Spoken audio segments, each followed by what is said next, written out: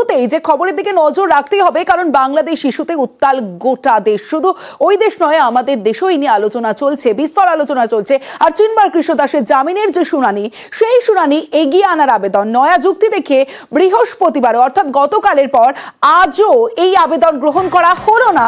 শুনানির জন্য শর্ত দিয়েছেন চট্টগ্রাম আদালতের বিচারক।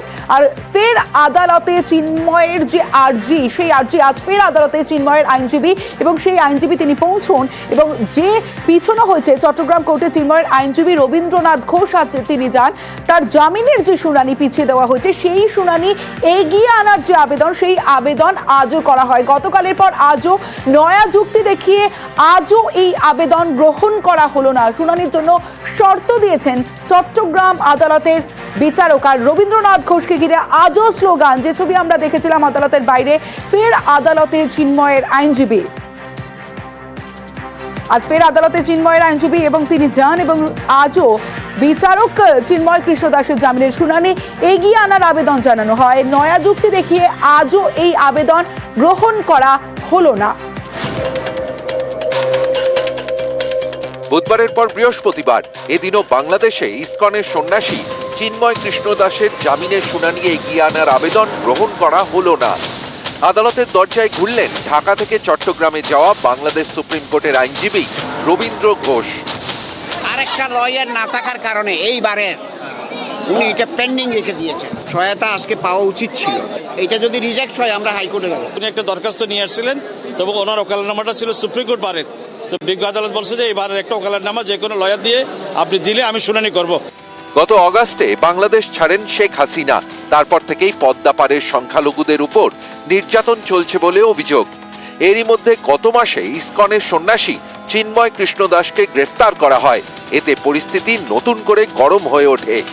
চিন্ময় কৃষ্ণ দাসের আইনজীবীদের উপরেও হামলা চলে বলে অভিযোগ। আতঙ্কে তার আইনজীবীরা চট্টগ্রাম আদালতে হাজিরি হননি বলে দাবি। 1 মাস পিছিয়ে যায় চিন্ময় কৃষ্ণ দাসের জামিনের শুনানি। ঠিক হয় 2রা জানুয়ারি শুনানি হবে। শুনানির এই দিন এগোনোর জন্য বুধবার চট্টগ্রাম আদালতে আবেদন করেন তার আইনজীবী রবীন্দ্র ঘোষ। অভিযোগ এরপরই চট্টগ্রাম আদালতেই উত্তেজনা ছড়ায়। কোর্টেই চিন্ময় কৃষ্ণ দাসের বিরুদ্ধে আইনজীবীদের একাংশ মিছিল করে। চিন্ময় কৃষ্ণ দাসের আইনজীবীর উপর হামলাও হয় বলে অভিযোগ।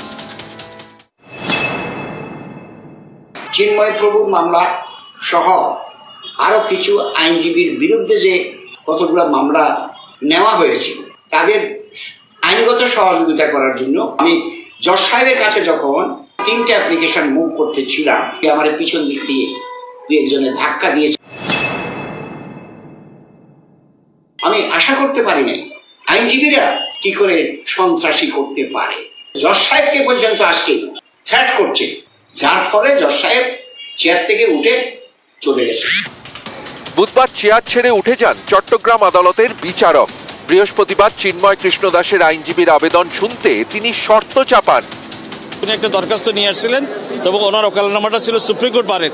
তো বিজ্ঞ আদালত বলছে যে এবারের একটা ওকালতনামা যে কোনো লয়ার দিয়ে আপনি দিলে আমি শুনানি করব। নিউজ 18 বাংলা। একদিকে আজও আবেদন শুনল না আদালত, অন্যদিকে বাংলাদেশ ইস্যুতে মুলতবি রাজ্যসভা। বাংলাদেশ নিয়ে সংসদে প্রধানমন্ত্রীর বিবৃতির দাবি।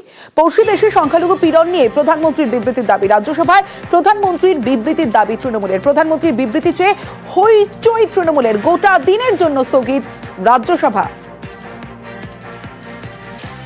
My point of order is on Rule 251, sir. I request you, through you, sir, the situation in Bangladesh, we want the Prime Minister to come and give a statement. বাংলাদেশে যে পরিস্থিতিটা চলছে এবং সংখ্যালঘুদের উপরে যেভাবে অত্যাচার হচ্ছে, এটা নিয়ে প্রধানমন্ত্রী চুপ কেন? ওদের যখন ভোটের বেলায় থাকে, ইলেকশনের সময় ওরা হিন্দু হিন্দু করে ভোট নেয়। আর আজকে প্রধানমন্ত্রীর কাছে 1 মিনিটের সময় নিয়ে যে রাজ্যসভাতে এসে যে সংখ্যালঘুদের উপরে অত্যাচার হচ্ছে বাংলাদেশ, সেটা নিয়ে একটা স্টেটমেন্ট রাখবেন। আমাদের এই দাবিটা ডেরেক ওব্রায়েন রাজ্যসভাতে রেখেছে। আমরা আশা করছি সেশন আরেকটা সপ্তাহ আছে, প্রধানমন্ত্রী এটার উপরে মুখ খোলা উচিত। আমি কাকে নেতা মানব, ডেরেক ওব্রায়েনকে না মমতা ব্যানার্জি? একই দল থেকে সমান্তরালভাবে 2 ধরনের বিবৃতি আসছে। আমরা জানি যেটা বলেছেন মুখ্যমন্ত্রী, সেটাই তৃণমূল কংগ্রেসের শেষ কথা। তিনি বলেছেন যে আমরা কেন্দ্রের দিকে তাকিয়ে আছি, কেন্দ্র যেটা করবে আমরা তার সঙ্গে আছি। এখন কেন্দ্র কি করছে না করছে, হিন্দুদের জন্য এখন চোখের জল যারা ফেলছেন তারা প্রধানমন্ত্রীকে ফোন করে জেনে নিন। সমস্ত কথা তো বাইরে বলা যাবে না। বাংলাদেশের সংখ্যালঘুদের সাহায্য করুক ভারত সরকার, যারা চলে আসতে চাইছেন তাদেরও সাহায্য করুক নয়াদিল্লি। গতকালও কেন্দ্রকে নিশানা করেছেন মুখ্যমন্ত্রী মমতা বন্দ্যোপাধ্যায়। কি বলেছেন শোনাবো। ভারত সরকার প্রতিনিধি পাঠিয়েছে, এটা তো ভারত সরকারের দেখার কথা, আমার তো দেখার কথা নয়। তো আমাদের লোকেদের ফিরিয়ে আনার ব্যবস্থা করা হোক, এটা তো আমি অলরেডি বলেছি। আমরা চাই government of India must act. Border থেকে তো অনেকে চলে আসছে আমি শুনছি, কিন্তু বিএসএফ কোথাও আটকাচ্ছে, কোথাও আটকাচ্ছে না। ইন্দো বাংলাদেশ একটা বর্ডারও তো বন্ধ করা হয়নি।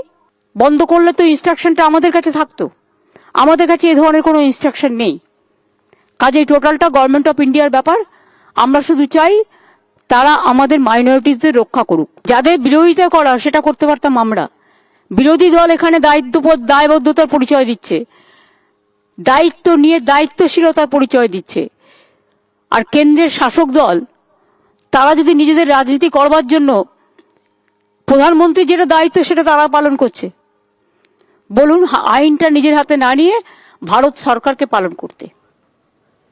এই পরিস্থিতির মধ্যে আজ হিলি সীমান্তের ছবিটা দেখুন। হিলি সীমান্তে বাংলাদেশের মুক্তিযুদ্ধে শহীদ ভারতীয় সেনাদের স্মরণ। দক্ষিণ দিনাজপুরের হিলি সীমান্তে শহীদ স্মরণ। হিলির মাঠে ৭১ সালের ১২ই ডিসেম্বর শহীদদের সৎকার। সেনার উদ্যোগে ৪৬৮ জন শহীদকে স্মরণ করা হয়। স্মৃতিসৌধে মালা অবসরপ্রাপ্ত সেনা কর্তাদেরও।